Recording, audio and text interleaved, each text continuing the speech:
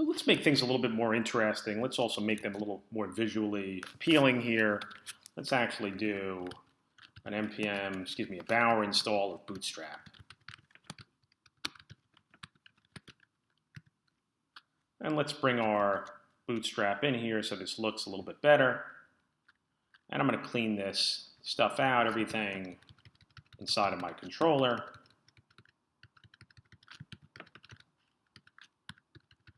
And let's go over here and we will take a look at this, make sure that we have our Bootstrap here. And let's bring it in up here with our style sheet, link to style sheet. And the source is going to be /bower components. Should be Bootstrap, dist CSS, Bootstrap CSS.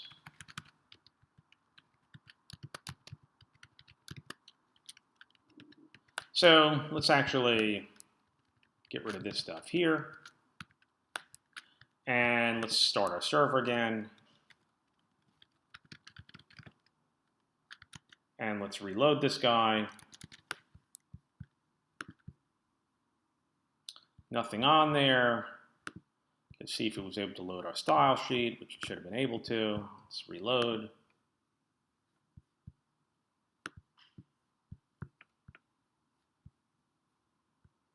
Let's take a look.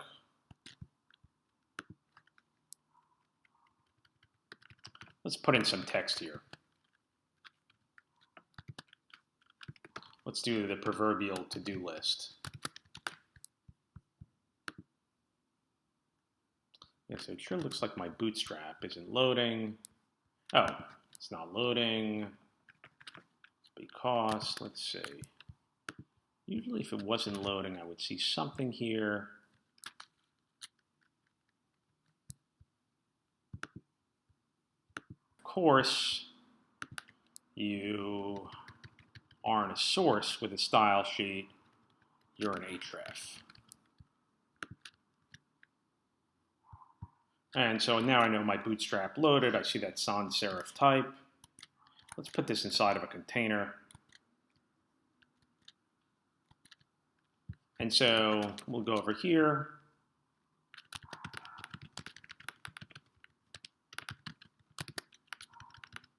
Let's say that we were doing a to-do list. So here's our controller. And what we can do here on our controller, let's get rid of this timeout here.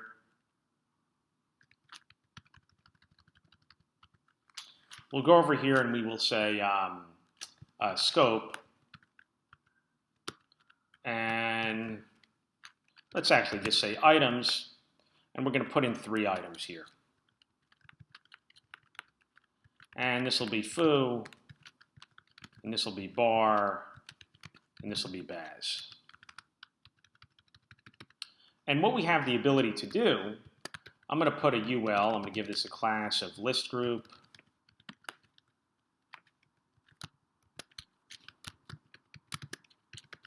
And I'm going to say li, and I can specify that this is going to be a class of list group item.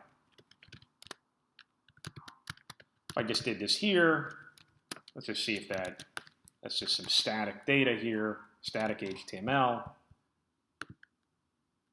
Okay, that's fine. Let's actually go in here and use what would be an Angular utility to specify, hey, look, this thing that you're looking at, this part of the DOM, I want you to repeat it. And the way I want you to repeat it is, again, this is going to end up getting parsed by Angular. And I'm going to say the way I want you to repeat it is for item in items. In which case, here is my item. So now this gives me the ability to have these 3 items that are here. And one of the things that we could end up doing, just to sort of show you how this binding works is you can make this a little bit more interesting by making these objects.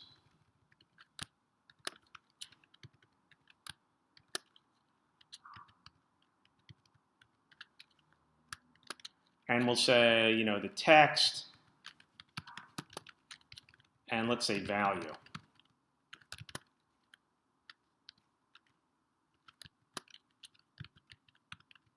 So we've got foo, we've got bar,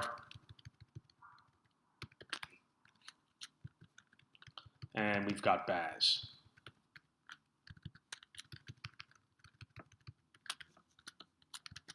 So now if we go over here, what ends up happening is that we've got this error here, and let's take a look at it, and this has to do with my sloppiness. Let's indent this, looks a little bit better. So now what'll happen is that this is just going to show us our objects, but there would be nothing that would prevent us from going over here and specifying that this was the text,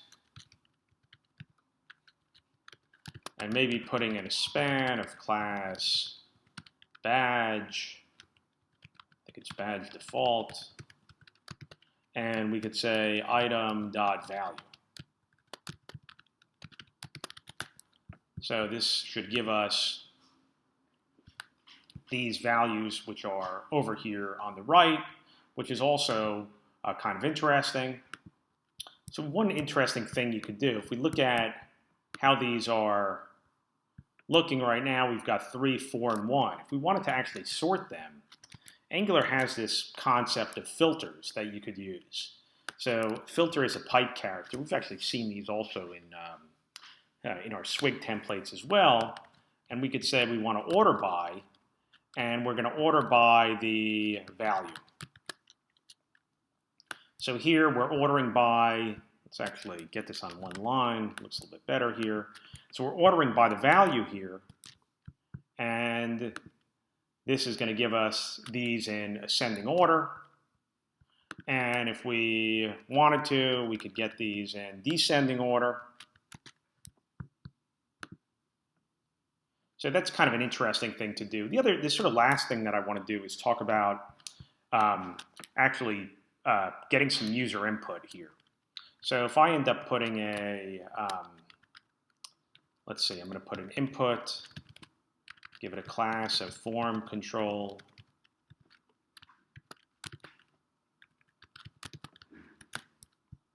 So I've got this input.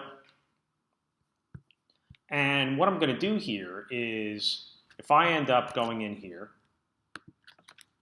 so we know that we could obviously go over here and say scope.text equals hello. And what I can do here is that I could go in here and I can maybe do this and say this is going to be my text. And that'll work, but that's not all that interesting. What would be a little bit nicer is if I could specify and say ng model and say, hey, look, you're going to be the model, okay? You're going to be, your value is going to be dependent, or you're going to be two things. Your value is going to be dependent on, and you're going to be controlling the value for text. So by specifying that as the model, what happens is this still shows up here, but what's kind of interesting about it is that if I was to go down here and just to spit out my text, just to make it look a little bit nicer, let's put it in a well. So now what ends up happening here, we've got this value that's on the scope. We're saying, hey, look, we're representing this value over here. And if I go over here, I'll see hello up here, hello down there. And again, that's that whole idea of the two-way data binding. So we saw how we could change the value in our controller, and it would end up changing in the template. But here we could actually change the value in the template, and it's going up to the scope. We're actually changing the scope's value here. And this is kind of a cool thing to do. You can imagine,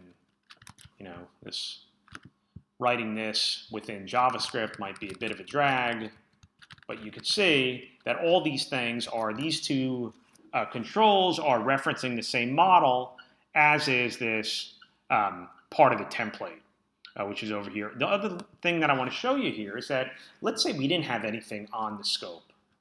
Say it didn't exist, okay? What ends up happening is if you do ng model for text, there's no errors that we get here. It doesn't say, look, you have a problem with text. But even if I didn't put that on the scope, the ng model will create it on the scope. So you could see that, even if it wasn't specified on the scope, by doing ng model, it'll end up creating it on the scope. I just want to do one more thing here, which is actually even a little bit cooler. I'm going to say username